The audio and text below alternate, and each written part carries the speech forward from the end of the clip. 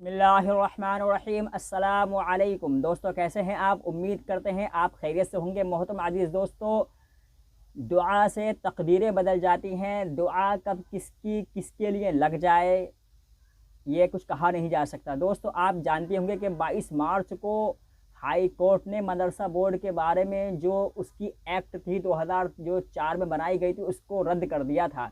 लेकिन दोस्तों, कल ही मैंने एक वीडियो डाली अपने चैनल पर कि मदरसा बोर्ड की जो एक्ट है वो रद्द हो गई है। आगे प्रियंका अवस्थी जो मदरसा बोर्ड की चेयरमैन है, उन्होंने कहा है कि हम आगे हाई कोर्ट के फैसले का इंतज़ार करेंगे। लेकिन दोस्तों, जैसे ही मैंने कल वो वीडियो डाली उस पर मेरे ज़्यादा व्यूज़ तो नहीं आए, लेकिन शाम होते होते सुप्रीम कोर्ट का एक ऐसा फैसला मेरे सामने आया जिसको जानकर तमाम के तमाम मदरसा बोर्ड के तालिब इल्म और तलबात खुशी से झूम उठेंगे। जी हाँ दोस्तों, अब आपको मायूस होने की ज़रूरत नहीं है, अब आपको निराश होने की ज़रूरत नहीं है। आपका मदरसा बोर्ड अल्हम्दुलिल्लाह अल्लाह ताला ने क्या पता किसकी दुआ से बचा लिया है। दोस्तों, मदरसा बोर्ड कैसे बच गया और सुप्रीम कोर्ट ने हाई कोर्ट के उस फैसले पर अपना क्या फैसला सुनाया है, इन्हीं सारी बातों को लेकर के मैं इस वीडियो में हाजिर हुआ हूँ। तो बने रहिए आप हमारी वीडियो में आखिर तक और वीडियो को समझकर पूरा ज़रूर देखें बिना स्किप किए, ताकि आपको वीडियो का एक एक जुज़्व सही से समझ में आ जाए। चलिए हम चलते हैं वीडियो की तरफ।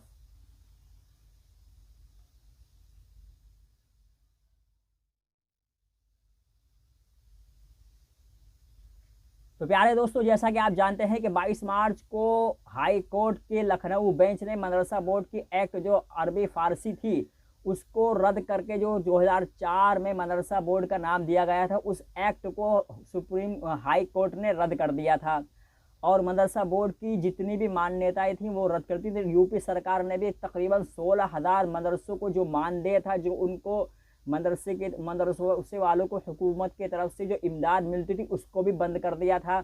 लेकिन दोस्तों, कल की खबर है, शुक्रवार की खबर है, बहुत अच्छी खबर है और मैं समझता हूँ कि तमाम तलबा और तालिबात इस खबर को सुनकर झूम उठेंगे। खुशी का उनमें माहौल है। और यूपी के अंदर तकरीबन 25,000 मदरसे हैं और उसमें 17 लाख तलबा और तालिबात ज़ेर तालीम है। 17 लाख तलबा और तालीम का भविष्य, उनका मुस्तकबिल दाव पर लग गया था। हर एक को इस बात की फ़िक्र थी कि अब उनका मुस्तकबिल आगे पढ़ाई वो किस तरह कर पाएंगे। जब यूपी सरकार ने इस एक्ट को ख़त्म किया हाई कोर्ट के ज़रिए से, तो मदरसे वालों के अंदर एक खलबली थी, तलबा तालिब का अंदर एक बेचैनी थी।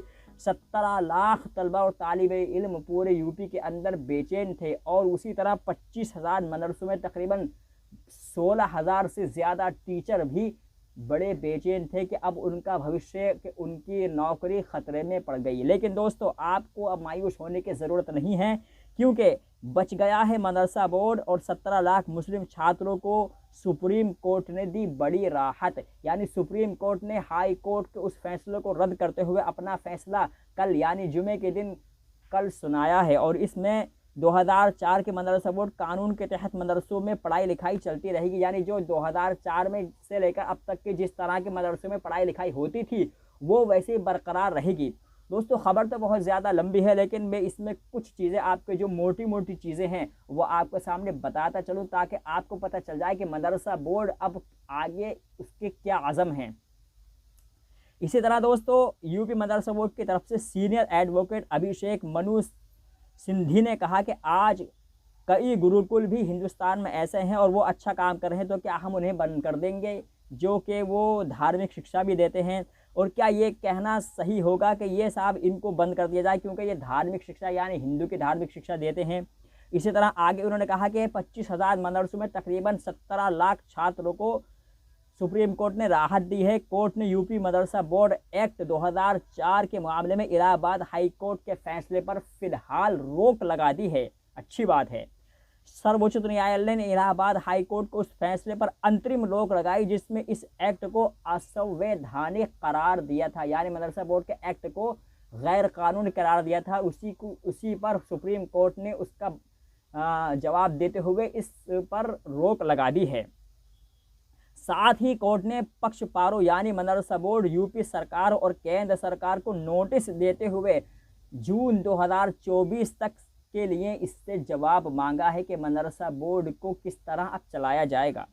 वहीं दोस्तों फिलहाल 2004 मदरसा बोर्ड कानून के तहत मदरसों में जिस तरह पढ़ाई होती थी वैसी होती रहेगी। सुप्रीम कोर्ट ने अपने आदेश में कहा है कि इलाहाबाद का फैसला ही सही नहीं है, क्योंकि हाई कोर्ट का मानना ये सही नहीं कि धर्मनिरपेक्ष यानी कि मदरसा बोर्ड सिर्फ धार्मिक पढ़ाई कराता था, ऐसा नहीं है, बल्कि मदरसा बोर्ड में कुरान और हदीस सिर्फ एक विषय के तौर पर, एक सब्जेक्ट के तौर पर पढ़ाए जाते हैं। उसी के साथ साथ मदरसा बोर्ड में हिंदी, इंग्लिश और सोशल साइंस वगैरह सारे के सारे सब्जेक्ट हैं। हाँ, कुरान और हदीस जो मदरसा बोर्ड में पढ़ाए जाते हैं वो सिर्फ एक मजहब के लिहाज से नहीं, बल्कि वो एक सब्जेक्ट के लिहाज से, एक मजमून के लिहाज से पढ़ाए जाते हैं।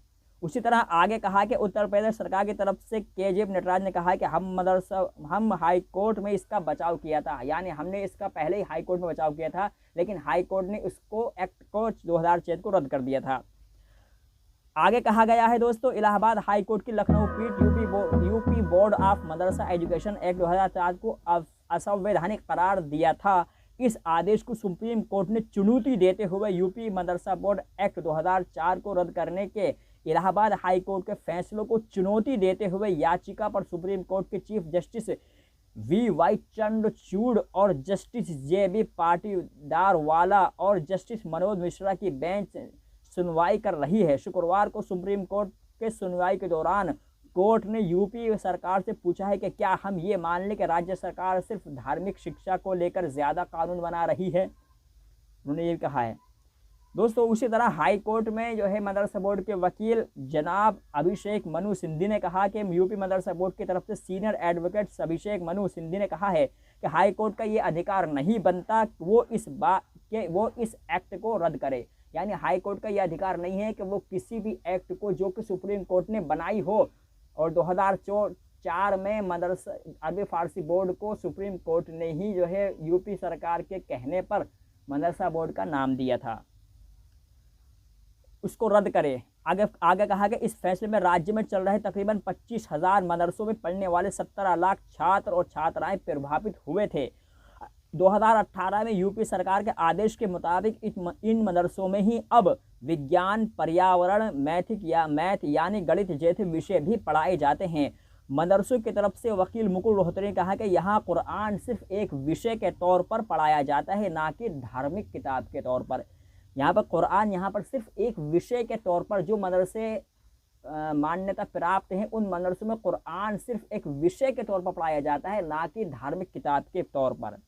सीनियर एडवोकेट हुजैफा अहमदी ने कहा है कि धार्मिक शिक्षा में और धार्मिक विषय में बहुत अंतर है, इसीलिए इलाहाबाद हाई कोर्ट के इस फैसले पर रोक लगनी चाहिए।